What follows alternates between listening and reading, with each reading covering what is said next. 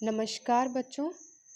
आज हम क्षितिज भाग 2 में संकलित कविता उत्साह, जिसकी रचना सूर्यकांत त्रिपाठी निराला जी ने की है, का अध्ययन करेंगे।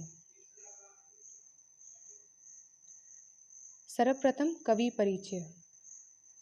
सूर्यकांत त्रिपाठी निराला जी एक प्रसिद्ध छायावादी कवि हुए हैं। निराला जी सूर्यकांत त्रिपाठी का उपनाम है। व्याकरण में एक नियम है कि किसी व्यक्ति का उपनाम हमेशा एक हरे उद्धरण चिन्ह के अंदर लिखा जाता है। तो यही वजह है कि निराला, सूर्यकांत त्रिपाठी निराला जो नाम है, इसमें जो निराला शब्द है उसे एक हरे उद्धरण चिन्ह यानी सिंगल इन्वर्टेड कोमा में लिखा गया है। सूर्यकांत त्रिपाठी निराला जी का जन्म बंगाल के महिषादल में सन 1899 में हुआ। इनकी औपचारिक शिक्षा 9वीं तक महिषादल में ही हुई। उन्होंने स्वाध्याय से संस्कृत, बांग्ला और अंग्रेजी का ज्ञान अर्जित किया, अर्थात उन्होंने स्वयं अध्ययन करके स्वयं के प्रयासों से 3 भाषाओं संस्कृत, बांग्ला और अंग्रेजी भाषाओं का ज्ञान अर्जित किया, यानी ज्ञान प्राप्त किया। वे संगीत और दर्शन शास्त्र के भी गहरे अध्येता थे। संगीत शब्द तो आसान है समझना। दर्शन शास्त्र क्या होता है? ऐसा शास्त्र जिसमें यह बताया जाए कि कोई स्थिति या कोई चीज़ कैसी होनी चाहिए, उसका स्वरूप कैसा होना चाहिए, इसमें हमेशा होना चाहिए रहता है कि ऐसा होना चाहिए, तो उस शास्त्र को दर्शन शास्त्र कहते हैं। तो ये संगीत और दर्शन शास्त्र के गहरे अध्येता थे, यानी अध्ययन करता थे।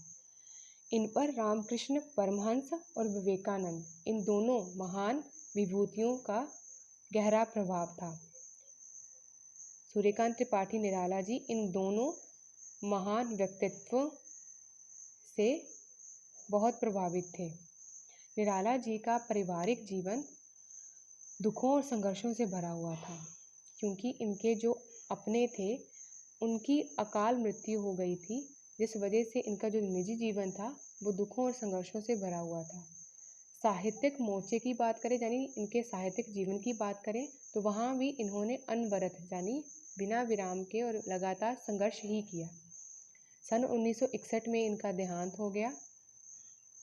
साहित्यिक योगदान की बात की जाए तो इनकी प्रमुख रचनाएं हैं, काव्य रचनाएं हैं अनामिका, परिमल, गीतिका, कुकुरमुत्ता और नए पत्ते। इसके अतिरिक्त इन्होंने उपन्यास, कहानी, आलोचना और निबंध लेखन के क्षेत्र में भी काफ़ी ख्याति यानी प्रसिद्धि प्राप्त की है। निराला रचनावली के 8 खंडों में उनका संपूर्ण साहित्य प्रकाशित है। आगे है निराला विस्तृत सरोकारों के कवि हैं, यानी वे विस्तृत संबंधों के कवि हैं। दार्शनिकता, विद्रोह, क्रांति, प्रेम की तरलता और प्रकृति का विराट तथा उदात्त चित्र उनकी रचनाओं में उपस्थित हैं। उदात्त शब्द का अर्थ होता है महान, तो इससे उनकी रचनाओं में हमें विद्रोह, क्रांति, प्रेम की तरलता, प्रकृति का विराट और उदात्त चित्र, ये सब भी कुछ मिलता है। तो इस तरह कह सकते हैं कि ये विस्तृत सरोकारों के कवि हैं। उनके विद्रोही स्वभाव ने कविता के भाव जगत और शिल्प जगत में नए प्रयोगों को संभव किया, अर्थात वे ऐसे कवि हुए हैं, ऐसे रचनाकार हुए हैं जिन्होंने कविता के भाव जगत यानी जो भावार्थ होता है वहाँ, और शिल्प जगत यानी लिखने का जो ढंग होता है वो शिल्प जगत में नए प्रयोग यानी नए एक्सपेरिमेंट किए हैं। तो ये एक्सपेरिमेंट कौन सा था? असल में छायावादी रचनाकारों में उन्होंने सबसे पहले मुक्त छंद का प्रयोग किया। मुक्त छंद कौन सा होता है? वह छंद जिसमें वर्णों की संख्या, मात्रा की गणना, यति और गति से संबंधित कोई विशेष नियम नहीं होते हैं, या वह छंद जो वर्णों की संख्या, मात्राओं की गणना और गति के विशेष बंधनों से नहीं बंधा होता है, तो उसे मुक्त छंद कहते हैं। तो इस तरह कह सकते हैं कि उन्होंने कविता के जो शिल्प जगत में नए प्रयोग किए, नए एक्सपेरिमेंट किए। आगे बात करते हैं इनकी रचनाओं के विषय का। इनकी रचनाओं की थीम क्या रही है?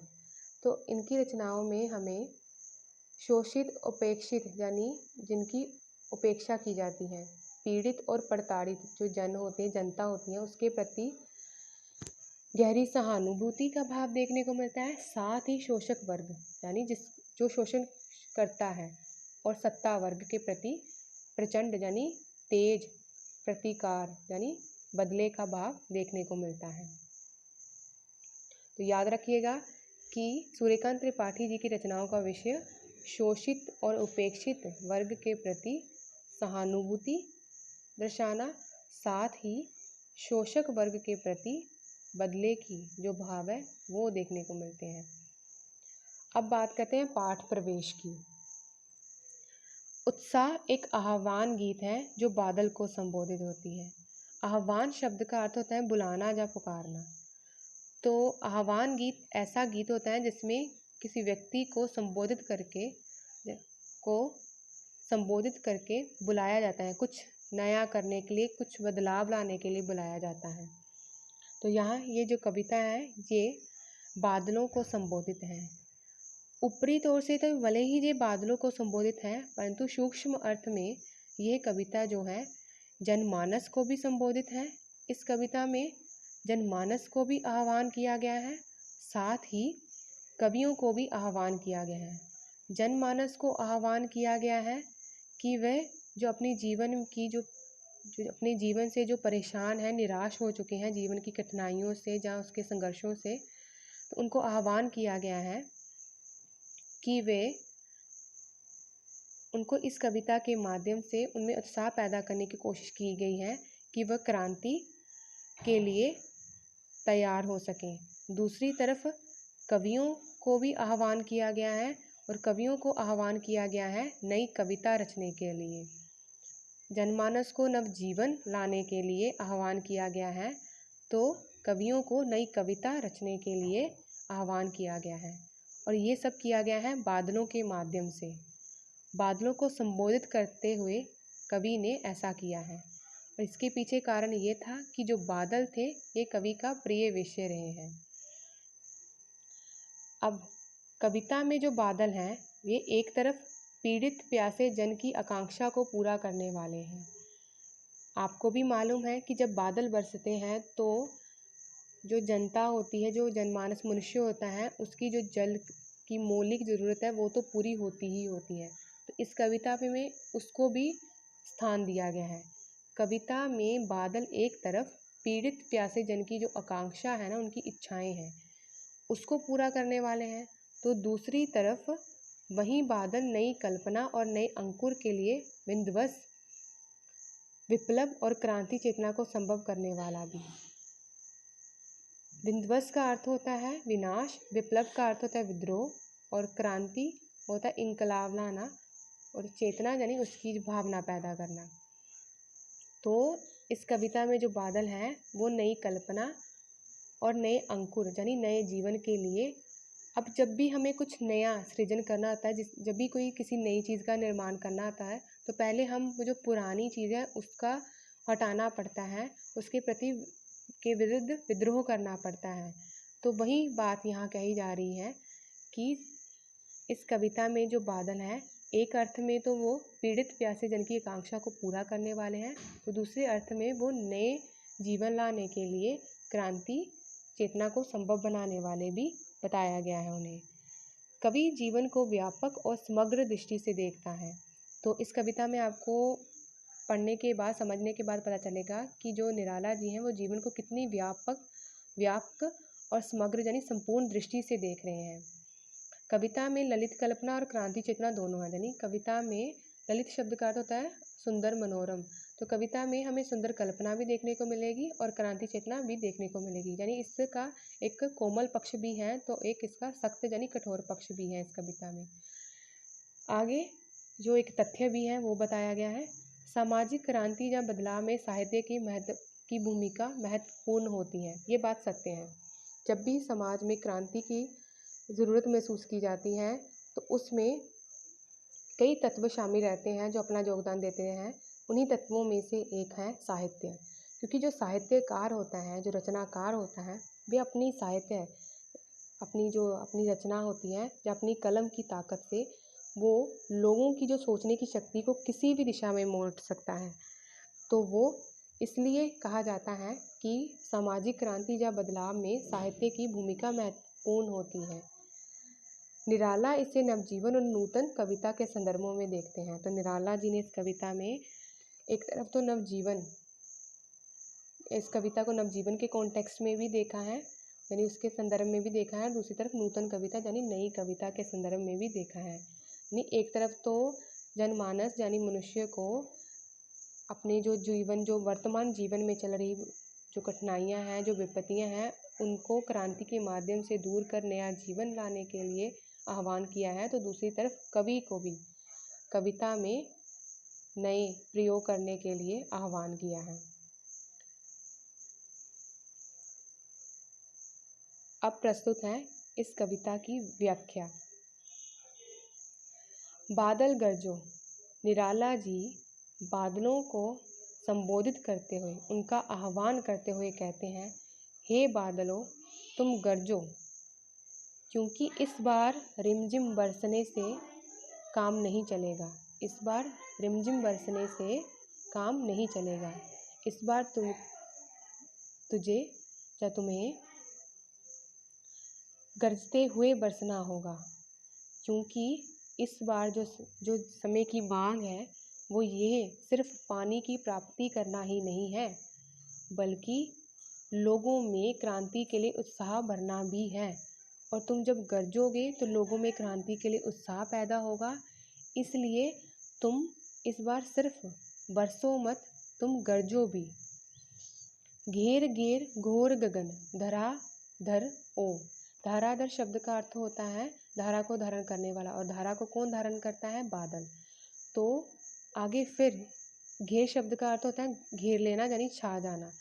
तो आगे निराला जी कह रहे हैं कि ओ बादलो, ओ धारा को धारण करने वाले यानी ओ बादलो, तुम गगन में छा जाओ, यानी गगन को अपने आप से ढक डालो। इसकी अगली पंक्तियों में बादलों के स्वरूप के बारे में बताया गया है या उन पर प्रकाश डाला गया है। ललित ललित काले घुंघराले। ललित शब्द का अर्थ होता है कोमल। बाल कल्पना यानी बच्चों की कल्पना, जो कि अनगढ़ होती है, जिसकी कोई सीमा नहीं होती है, जो कि बदलती रहती है। विद्युत छवि उर्मे। विद्युत छवि यानी बिजली की छवि यानी शोभा, और उर शब्द का अर्थ होता है मन, हृदय। नवजीवन नया जीवन।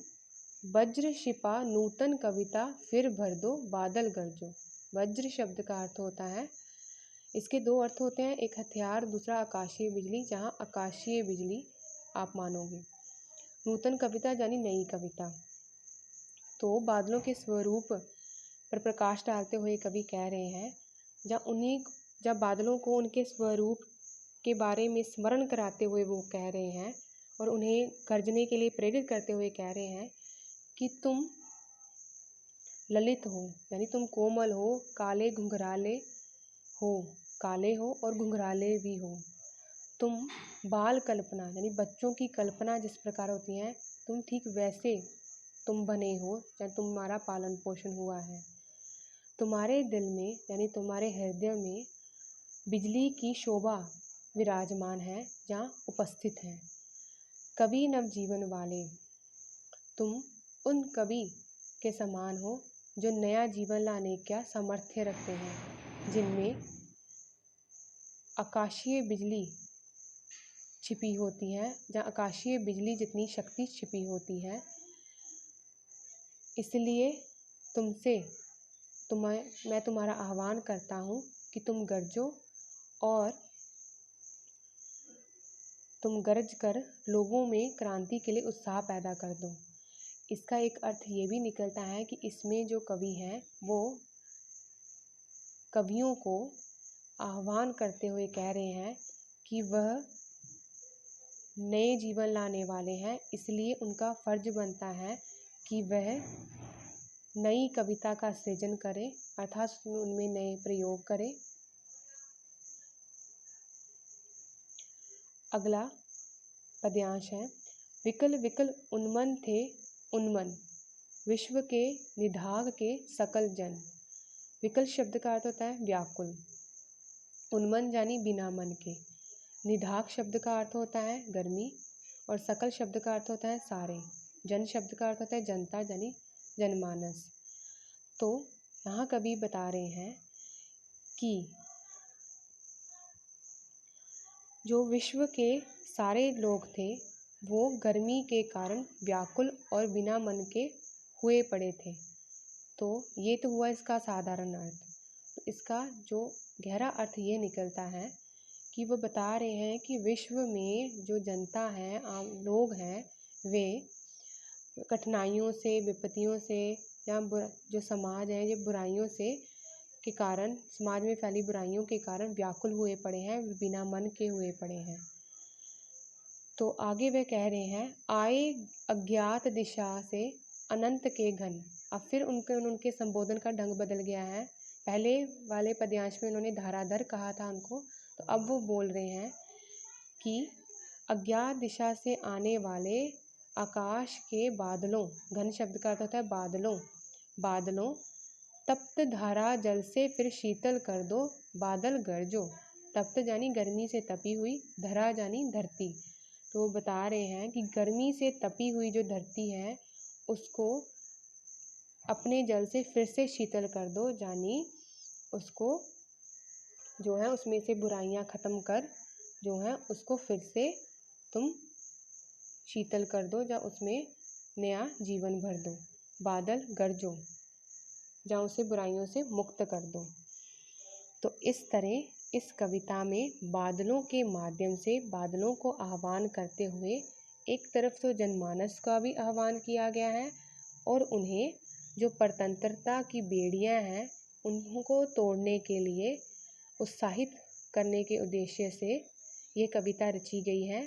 दूसरी तरफ कवियों में यानी जो कवि वर्ग हैं उनमें भी नई कविता रचने के लिए उत्साह भरने के उद्देश्य से बादलों का आह्वान किया गया है और यह भी बताया गया है कि उसके लिए जो भी क्रांति के लिए या जो बदलाव के लिए जो भी जिसकी भी ज़रूरत होती है वह मनुष्य के अंदर ही होता है। तो उसके लिए सिर्फ उत्साह मात्र की ज़रूरत होती है और वह उत्साह कवि ने बादलों के माध्यम से पैदा करने की या उत्पन्न करने की कोशिश की है, प्रयास किया है। आशा करती हूँ कि इस कविता में जो आए विचार है उनसे वे आपको अच्छे से समझ आ गए होंगे। धन्यवाद।